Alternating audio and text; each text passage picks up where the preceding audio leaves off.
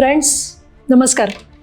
आज आपण आपल्या राज्यातली शिक्षण व्यवस्था आणि पर्यायाने बाकीच्या पण ठिकाणी असणारी शिक्षण व्यवस्था याच्याबाबत चर्चा करूया. तुम्हाला सगळ्यांना माहिती आहे की आपल्या आयुष्यामध्ये सगळ्यात महत्त्वाचं जर काय असेल तर शिक्षण आहे.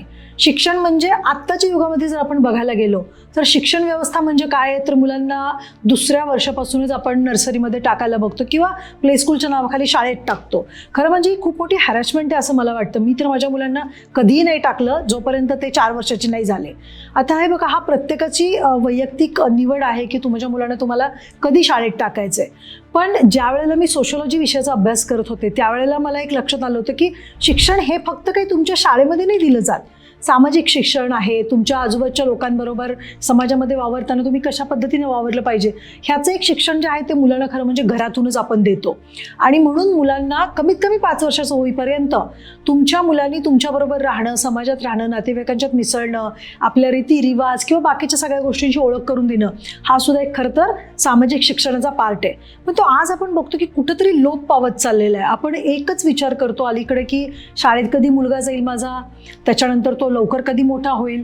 मला सांगा, लवकर कसा मोठा होणार? त्याचं जे वय आहे त्या बाळाचं त्या वयाप्रमाणेच तो मोठा होणार आहे. पण कुठंतरी हे खूप हर्टिंग गोष्ट आहे की आई वडिलांना सुद्धा आता असं वाटतं की नाही, माझ्या मुलांनी लवकरात लवकर शाळेत जायला पाहिजे. खरं तर मी ह्या गोष्टीच्या पूर्ण विरोधात आहे आणि ह्याचं तर मला म्हणजे अजिबात ही गोष्ट पटत नाही की मुलांना तुम्ही खूप लवकर शाळेत पाठवता. दुसरा मुद्दा असा आहे की मुलांच्या हाडांचा विकास झालेला नसतो. अशा वेळेला आपण त्यांच्या हातामध्ये त्यांना पेन्सिल देतो, त्यांना त्या सगळ्या गोष्टी बघायला लावतो, करायला लावतो. अशा वेळेला आपल्याला काय वाटतं की आपल्या मुलांनी लवकरात लवकर जायला पाहिजे पुढे. कुठे जायचे पुढे? मुळात मुद्दा हा आहे की आपल्याला जायचे कुठे. आपल्याला माहीतच नाही आपल्याला कुठं जायचं. आणि तुम्ही जन्मापासूनच मुलांना की इतकं तुम्ही घोडदौडमध्ये टाकलेलं आहे, त्यांना त्यांचं आयुष्य जगू द्यात, फ्रीली जगू द्यात. आज आपण बघतोय इकडे सगळीकडे हे जे मुलं मुली फिरतायत, आंदोलन चालू आहे, हे कुठंतरी त्यांना त्यांचं घुसमट झालेली, अनेक वर्षापासून आपण त्यांना दाबून ठेवलेले, आपलेच विचार त्यांच्यावर थोपवलेले आहेत.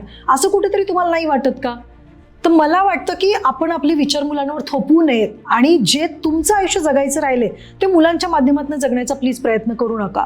अदरवाईज कुठे ना कुठे हे अशा पद्धतीने आउटबस्ट होणं, कुठेतरी ह्या गोष्टी मुलांना विरोधात वाटणं आणि मग मुलं अजिबात तुमचं न ऐकणं, अशा गोष्टी नक्की होऊ शकतात. आता राहिला मुद्दा, जेव्हा मुलं जास्तीत जास्त वेळ आईबरोबर असायची पूर्वी, आता काय व्हायला लागले, आईलाही तेवढा वेळ नाही आणि मुलांनाही तेवढा वेळ नाही आहे. ते दोघं एकमेकांच्या सहवासात फार कमी कालावधी असतात. मग त्यांच्या हातामध्ये काय आहे, तर मॅक्झिमम सोशल मीडिया आहे.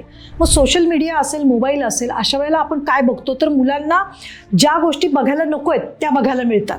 आणि मग आपण म्हणतो की अरे कुठून शिकलं हे सगळं तू, काय माहिती झालं? मग आपल्याला कळतं की अरे हे सोशल मीडियातून शिकलेलं आहे.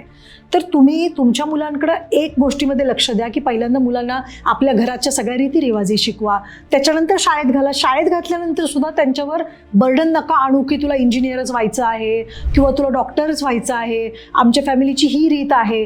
ह्या प्लीज गोष्टी करू नका. एक तुम्हाला मी सांगते, आपलं मूल हे फक्त आपलं मूल नाही आहे. आपलं मूल ह्या समाजाचं मुलं आहे, ह्या देशाचं मुलं आहे, ह्या इथे जे आत्ता सगळं चालू आहे किंवा जे पण पुढं जाऊन जग चालणार आहे. तुमचं माझं आयुष्य किती वर्ष असेल? 60 वर्षापर्यंत जास्तीत जास्त आपण समाज किंवा देश सांभाळू शकतो. राजकारणी लोकांचं समजा त्याच्यापेक्षा जास्त वेळ असतं, कारण ते अनेक वर्ष कार्यरत राहतात. पण खरोखर ते पण म्हणजे तेवढ्या माइंडसेटनी काम करू शकतात का? प्रत्येक मनुष्याची एक कॅपॅसिटी आहे, त्याच्यानंतर तो थकलेला असतो. पुढच्या पिढीच्या हातात ती सूत्र देणं हे गरजेचंच आहे. पण ती पुढची पिढी तोपर्यंत तिच्या हातात सूत्र येत नाही जोपर्यंत ती पण काम करण्याच्या क्षमतेच्या पलीकडे गेलेली असते. किंवा मग तिला आपण अशा चक्रामध्ये अडकवून टाकतो की नाही, तिने 9 ते 5 नोकरी करावी किंवा आता IT क्षेत्र आहे तर IT मध्येच काम करावं. ह्या सगळ्या बंधनांमध्ये ठेवू नका. तुम्ही त्यांना वेगवेगळी क्षेत्र ही कशी ओपन होतील, कशा पद्धतीने त्यांना त्या क्षेत्रामध्ये काम करण्याची संधी मिळेल ते बघा. माझी जी स्कूल होती त्या स्कूलमध्ये आम्ही बघितलं होतं की आम्हाला शिवण शिकवलं जायचं, म्हणजे त्याच्यानंतर तुमचं निटिंग शिकवलं जायचं, म्हणजे आपण जे म्हणतो ना स्वेटर विणणे वगैरे त्या टाईपचं. किंवा कुकिंगचे आमच्याकडे क्लासेस असायचे, गायन, वादन, NCC, RSS, हे सगळ्या गोष्टी त्यावेळेला आम्हाला शिकवल्या जात होत्या. पण आत्ताच्या किती शाळा अशा आहेत मला सांगा तुम्ही? आज आपण बघतोय ना तर सब घोडे 12%. आणि सगळ्यांना सेम शिक्षण दिलं जातं, सगळेजण सेम गोष्टी करतात, सगळेजण एकाच ठिकाणी कॉम्पिटिशन करतात. म्हणून हे JEEचे क्लासेस मोठमोठे चालू आहेत, तुमचे नीटचे मोठमोठे कॉम्पिटिशन चालू आहे, कारण प्रत्येकाला एकाच रेसमध्ये उतरायचं आहे. अरे अनेक क्षेत्र आहेत, प्रत्येकाने एका रेसमध्ये उतरण्याची अजिबात गरज नाही आहे. आणि जर जे त्या मुलांना करू असं वाटतं ते करू देत. म्हणजे तुम्ही तो 3 इडियट्स मूवी बघितला असेल, त्याच्यामध्ये तो सांगतो की काबिल बनो, कामयाबी झक मार के तुम्हारे पीछे आएगी. पण आपण तसं नाही करत. आपण काय म्हणतो की जर का तुला ह्या क्षेत्रामध्ये यश मिळालं तरच तू कामयाब झालेला आहे, अदरवाईज तू कामयाब नाहीये.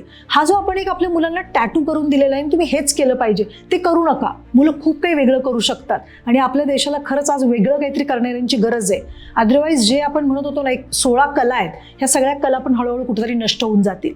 त्या शाळांमध्ये पण मुलांना घाला जिथं त्यांच्या अंगभूत ज्या आवडीनिवडी आहेत त्यांना देखील कुठेतरी संधी मिळेल. तुम्हाला एक उदाहरण देते. एक शाळा मी व्हिजिट केली होती, ज्या शाळेचा खूप बोलबाला होता. त्या शाळेमध्ये काय होतं, ती जिल्हा परिषद शाळा होती. नंतर मला माहीत नाही त्या शाळेचं काय झालं, मी कुठेतरी बातमी वाचली होती की ते सगळं खोटं होतं आणि त्या पद्धतीने ते ओपनही झालं. पण त्या शाळेत जेव्हा मी व्हिजिट केली तेव्हा माझ्याबरोबर अनेक लोक पण व्हिजिटला मी घेऊन गेले होते. एका गावचे सरपंच आणि बाकीची टीम पण होती. आम्ही त्या शाळेमध्ये गेलो. आतमध्ये गेल्यानंतर जे शाळा चालवणारे होते ते तिथं हजर नव्हते आणि त्यांनी त्यांच्या लोकांना नेमणूक दिली होती करून की तुम्ही आलेल्या लोकांना दाखवा आपली शाळा कशी आहे. सो मी शाळेमध्ये गेले. शाळेमध्ये गेल्यानंतर फेसबुकवर त्या शाळेचा टाईप जो बघितला तो अत्यंत वेगळा होता. तिथे गेल्यानंतर चित्र पूर्णपणे वेगळं आणि विदारक दिसलं. आतमध्ये गेल्यानंतर माझी जनरली पद्धत आहे की मी तपासणी जी आहे ते वॉशरूमपासून सुरू करते. मी वॉशरूम बघायला गेले, तिथं आतमध्ये पाणी नव्हतं, नळ तुटलेले होते, तिथे सगळे घाण होती.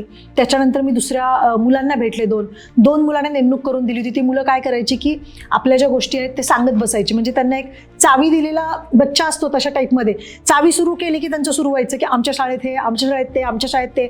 मग मी त्यांना ब्रेक केलं. ब्रेक केल्यानंतर त्यांना पुढचं सगळं बोलता येत नव्हतं. सो हे कुठंतरी एक दुर्दैव आहे. हे फेक करण्याची काय गरज आहे? जिल्हा परिषदेची शाळा असून सुद्धा त्या शाळेमध्ये अशा पद्धतीचं काहीतरी एक वेगळंच वातावरण बनवून ठेवलं होतं की ही खूप जगावेगळी शाळा आहे, 4000 विद्यार्थ्यांचं वेटिंग आहे. अजिबात नाही. त्या शाळेची सिच्युएशन बिलकुल तशी नव्हती. तर मला काय वाटतं की तुम्ही कुणालाही दाखवायला कुठल्या गोष्टी करू नका. सरकार जेव्हा शाळा चालवते तेव्हा सरकारच्या पद्धतीने शाळा चालवा. त्याच्यामध्ये जर तुम्हाला वेगळं काही करायचं असेल तर तुम्ही मुलांना त्या गोष्टी तुमच्या शिकवा. पण हे नका शिकवू असं काहीतरी की ते फेक करायचं आणि मग ह्या मुलांनी असं केलेलं दाखवायचं. प्रत्यक्ष त्या मुलांना काही येत नव्हतं आणि हे खूप मला वाईट वाटलं. त्याच्यामुळे मला काय वाटतं की तुम्ही सरकारी शाळेत जर मुलांना घालायचं असेल तर खूप तुम्ही अपेक्षा ठेवू नका की प्रायव्हेट स्कूलसारखंच त्यांना सगळं आलं पाहिजे. प्रायव्हेट स्कूलमध्ये सुद्धा काहीही वेगळं शिकवलं जात नाही. तिथलं पण दुर्दैव हेच आहे की दरवर्षी शिक्षक बदलले जातात, मुलांची बॉन्डिंग होत नाही, अटॅचमेंट होत नाही. वेगवेगळ्या ठिकाणी मुले आलेली असतात तर त्यांचा सगळ्यांचा आर्थिक स्तर सेम नसतो. अशा वेळेला आपल्याला काय होतं, आपली मुलं पण कुठंतरी मानसिकदृष्ट्या पण मागे पडतात. तर प्रत्येकाने तो विचार करा की आपल्या मुलाची मानसिकता काय आहे. तर आपल्या बेसिक शिक्षण व्यवस्थेत जर बदल होत गेला आणि जर चांगलं शिक्षण मुलांना मिळालं तर मला वाटतं नक्कीच कुठेतरी आपलं एक चांगला समाज घडण्यासाठी चांगलं नेतृत्व सुद्धा तयार होऊ शकतं त्याच्यातून. पण मुलांना तुम्ही चांगलं काहीतरी शिकवण्याचा प्रयत्न करा. ज्या चाकोरीमध्ये आईवडील जगले त्याच चाकोरीमध्ये मुलांना जगवण्याचा तुम्ही विचार करू नका. आणि ह्याच्यामध्ये मला वाटतं महिलांची भूमिका अत्यंत महत्त्वाची आहे. तुम्ही बघत असाल की मुली अत्यंत ॲग्रेसिव्ह असतात, त्यांच्यामध्ये एक ऊर्जा असते, एक शक्ती असते. त्या शक्तीला कुठेतरी चांगल्या मार्गाला वळवण्याचा जर प्रयत्न केला तर ह्या समाजामध्ये जर बदल घडवून आणू शकत असतील कोण, तर त्या स्त्रियाच आहेत. कारण त्या घरापासून सुरू होतात. तर मला असं वाटतं की स्त्रियांनी बदल करण्यासाठी प्रयत्न करावा आणि आपल्या मुलांना आणि मुलींना एक सक्षम आणि सजग नागरिक बनवण्यासाठी प्रयत्न करावा, ना की धोपट मार्गावर चालवण्यासाठी. Thank you so much. जय हिंद, जय महाराष्ट्र.